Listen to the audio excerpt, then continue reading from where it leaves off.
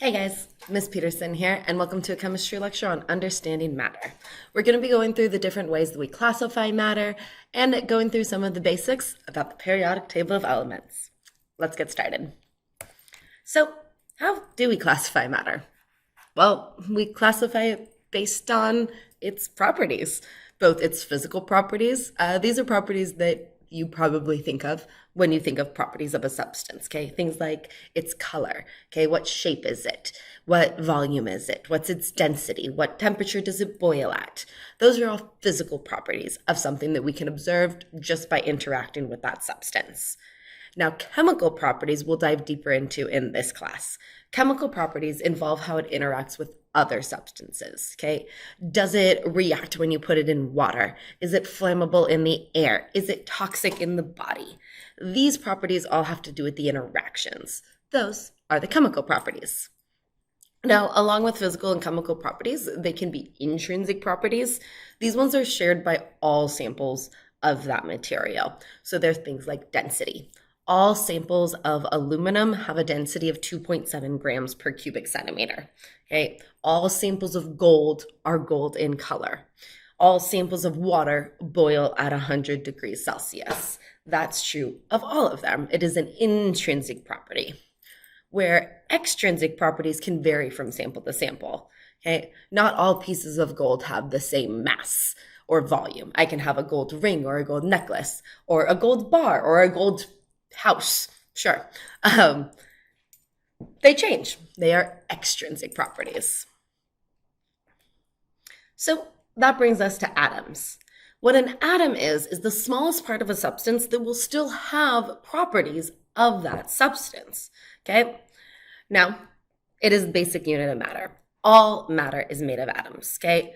The screen that you are watching this video on right now, made of atoms. The air in the room that you are in, made of atoms. It's matter. Okay? The table, the chair, all of it, it's matter. You matter.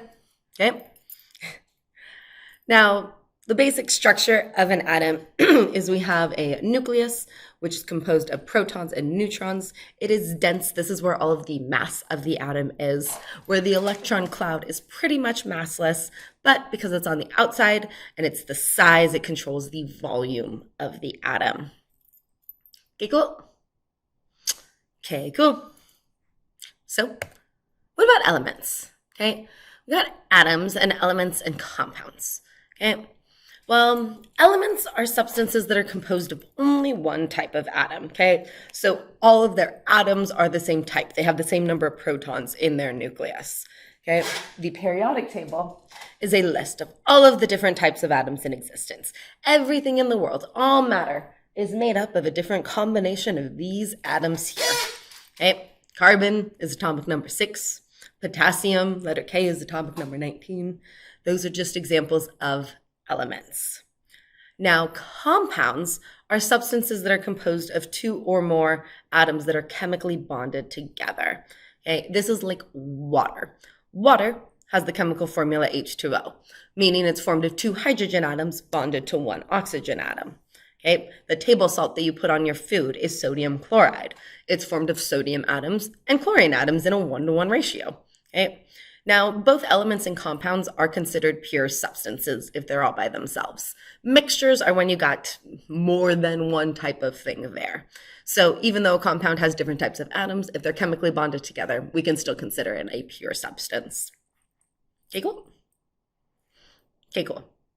So we got elements and they're atoms, and elements are made of atoms and compounds are made of different elements. And we need to be able to know some information about these atoms and elements. And that's what the periodic table is for. Okay, this periodic table is not the only periodic table in existence. There's this left step periodic table that used to be pretty popular. And even in our current periodic table, the only reason these 2 rows down at the bottom aren't up in the periodic table is because it would make it too long and not fit nicely on a piece of paper. So we just pull them out to make it fit a little nicer. Okay. But basically, it's a list of all the different types of atoms, their symbols, and they're categorized by their atomic number, which is their number of protons. So what information do we get from that periodic table? Well, in each box on the periodic table, the number on top is going to be your atomic number. The symbol is a universal 1 or 2.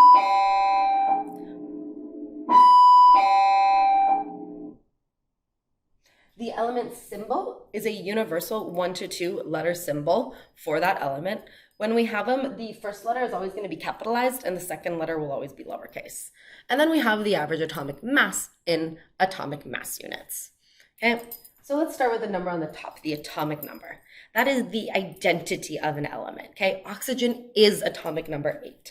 Oxygen has 8 protons in its nucleus. If it has 8 protons, it is oxygen, no matter what. That's the identifying feature of oxygen, okay? Now, if the atom is neutral, it's also going to be equal to your number of electrons. And we assume all atoms are neutral unless we're told otherwise. Like I said, the universal symbol is that 1 or 2 letter universal symbol. Often it'll match the element name, but sometimes it doesn't, like potassium being K, sodium being Na. Gold is Au after its Latin word aurum. One of my favorite ones is Pb, the symbol for lead. Its Latin name is plumbum.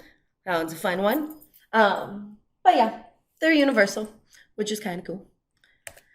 And then we have the atomic mass, that number on the bottom. Now, the atomic mass is equal to the average atomic mass, okay? The protons plus the neutrons. Now, they both have an approximate mass of about 1 AMU. But on the periodic table, you'll see that they're often decimal numbers, like oxygen here being 15.999. What that means is that most oxygen atoms have a mass of 16 protons and neutrons in their nucleus. But some, every now and then, you have some oxygen atoms with a mass less than 16. Maybe it's 15, maybe it's 14, but that brings the average down. So that's what we see on the periodic table. Okay, let's go ahead and do some practice. So let's fill out this chart. Do you know what the symbol is for hydrogen yet? Okay. Yeah, it is H. And let's see, can I change my color here? There we go. It is H. It is number 1 on the periodic table with an atomic mass of 1.008 on most periodic tables. This periodic table is actually a little bit more precise. It says 1.00794. But I'm just going to round it and go with 1.008. Now, remember the number of protons. I'll go ahead and label these up top. The protons is equal to the atomic number. Okay? And the number of electrons will equal the number of protons in a neutral atom. So since hydrogen is atomic number 1, that tells us it has 1 proton and 1 electron. Now, neutrons are going to be the rounded mass.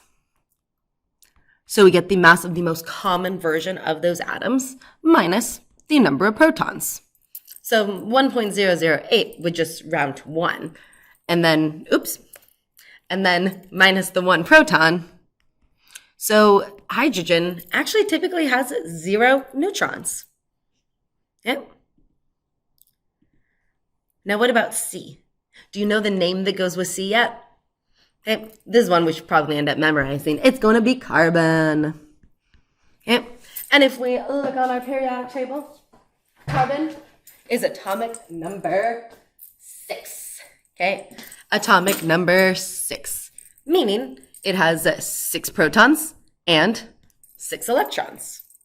We look on that periodic table and its mass is 12.011. So to find its number of neutrons, it'll be 12 minus 6 for 6 neutrons. Okay. Go ahead and pause the video and try the next 2 on your own.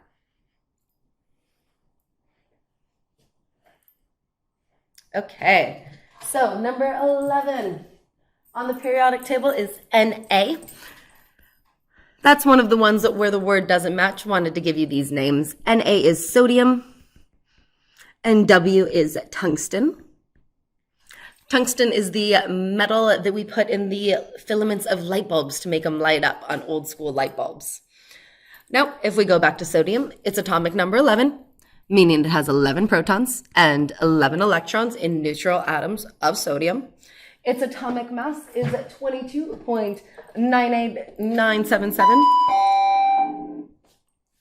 So 22.99 about. So when we round that, we'll actually round it to 23. So 23 minus 11. Most atoms of sodium have 12 neutrons. Okay. Let's try it for a slightly bigger element. Where's tungsten? There it is on the periodic table, number 74. So 74 is its atomic number, meaning it has 74 protons and 74 electrons. Its atomic mass is 183.85. So when we round that, we'll round it to 184. Subtract its 74 protons for 110 neutrons, okay? As atoms get bigger, they need more neutrons in their nucleus for stability reasons. But that's it. Those are atoms, elements, and compounds, and the basics of reading the periodic table. Okay, cool? Okay, cool.